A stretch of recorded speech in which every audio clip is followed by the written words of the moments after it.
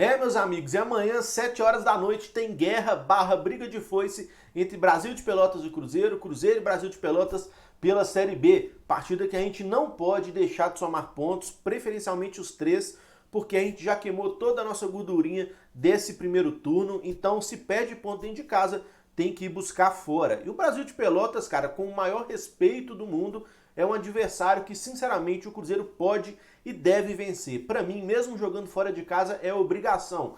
Hoje, o Cruzeiro nos inspira confiança que o Cruzeiro vá lá fora e ganhar do Brasil de Pelotas? Não, mas tem que contrariar as estatísticas, as expectativas e somar os 3 pontos. As novidades começam já na lista de relacionados, né, onde o Moser acabou deixando alguns jogadores de fora sem sequer ser relacionados, o que para mim foi uma surpresa muito grande. Jogadores como, por exemplo, Matheus Pereira e o Bissoli sequer foram relacionados para a partida, jogadores que até ontem vinham sendo utilizados com alguma frequência. Ariel Cabral também ficou de fora, então muito curioso essa lista de relacionados que o Moza fez para o jogo de amanhã, porque é estranho você abrir mão de jogadores que até outro dia faziam parte do seu time principal, não sendo titular, mas pelo menos sendo aquele 12º, 13º jogadores. Então, achei no mínimo curioso, né, esse afastamento de Matheus Pereira e Bissoli principalmente, mas também tem o Ariel Cabral fora,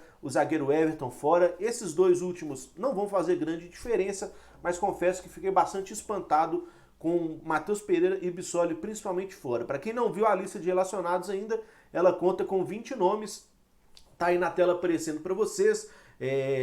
Assim como tem as ausências de Everton, Ariel Cabral, Matheus Pereira e do Bissoli, tem mais uma vez a presença, né, voltando a contar com o Flávio, que não havia sido relacionado para o último jogo. Tem também o lateral esquerdo Jean Victor, que tem grande chance de iniciar a partida como titular. O Léo Santos, que meteu 1,5 gols na partida passada.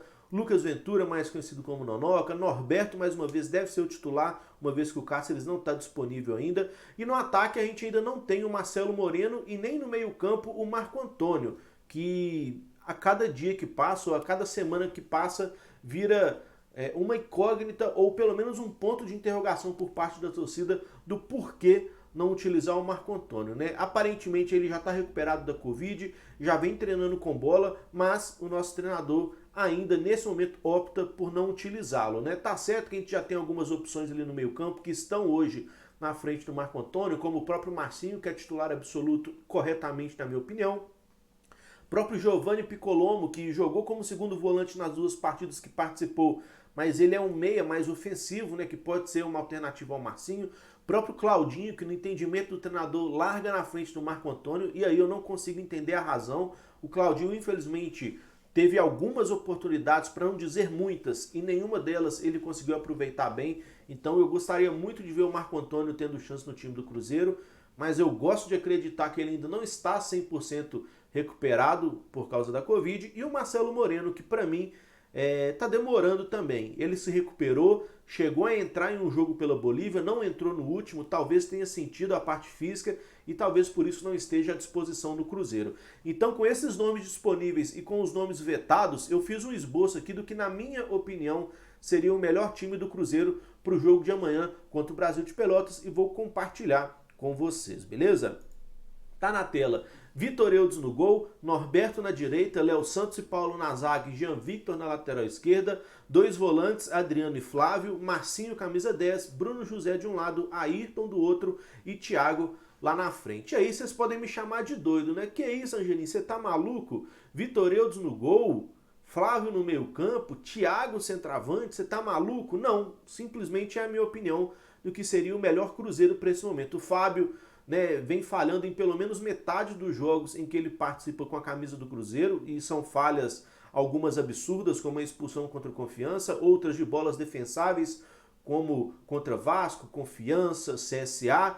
Então, assim, acho que seria interessante dar uma oportunidade para o Vitor Eudes e dar um chazinho de banco no Fábio. Não quero que ele aposenta, não quero que ele pendure as chuteiras, mas um chá de banco não faz mal a ninguém. Norberto na direita, não temos o Cáceres, dupla de zaga Léo Santos, tendo a sua manutenção pela boa partida de estreia. E o Paulo, gostei também da partida dele. E o Ramon, para mim, hoje seria banco. Jean Vitor na esquerda, Matheus Pereira tá fora. 2 volantes para ter um time mais consistente no meio-campo, sim. Adriano não é um cara mordedor, mas o Flávio pode ser esse jogador, então o Adriano ajudaria muito na saída de bola e o Flávio mais na desconstrução de jogo.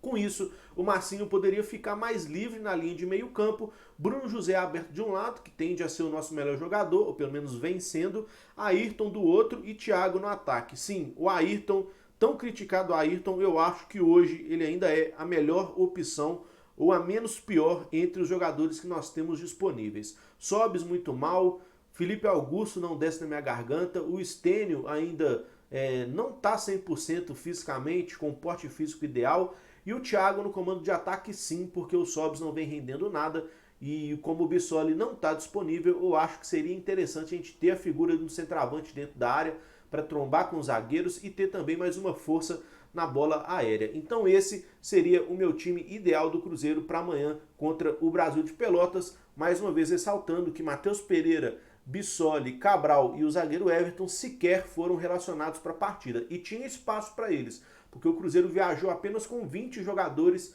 para a partida contra o Brasil de Pelotas. E se eu não estou enganado, pode se relacionar 22 ou 23 atletas. Então, faltou ao Cruzeiro preencher 2 ou 3 vagas e por isso que eu fiquei bastante espantado com essa ausência de jogadores que até ontem vinham sendo frequentemente utilizados. Beleza? Deixa os comentários aí abaixo para expor a sua opinião sobre quem foi relacionado de forma errada, quem não foi. Se você foi pego de surpresa também ao não ver o Matheus Pereira e o Bissoli, principalmente, nessa lista, deixa o like, se inscreva e lembrando que 8 horas da noite tem live Passa Régua para a gente poder repercutir tudo o que aconteceu no dia do Cruzeiro, beleza? Aquele abraço, tamo junto, é nóis!